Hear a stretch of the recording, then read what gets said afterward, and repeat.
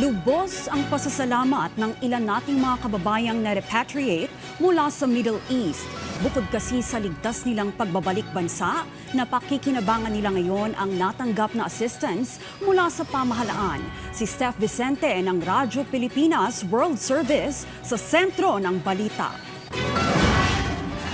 Positibo pa rin ang pananaw sa buhay ng mga overseas Filipino worker mula sa Qatar ngayong nakabalik na sila sa Pilipinas. Pero kung ang ilan nating kababayan umuwi ng bansa ng dahil sa gulo, si Christopher mas piniling bumalik dito sa Pilipinas dahil sa hindi magandang karanasan sa dating employer sa Qatar.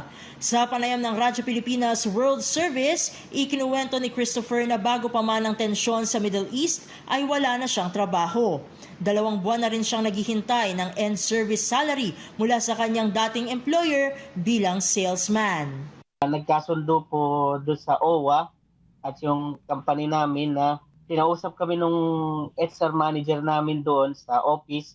O sige, bibigay ko yung sahod nyo pero makakauwi kayo pero yung end service nyo ay hindi nyo makukuha.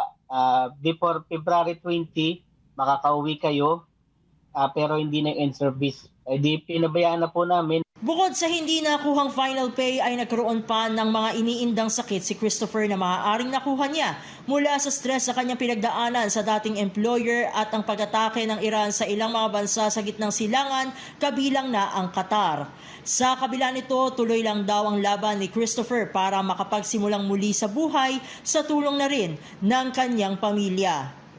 Okay naman po, nandito po yung pamilya ko dito sa amin. Nanay ko busy doon, nagtitinda, nagbabantay doon sa palengke.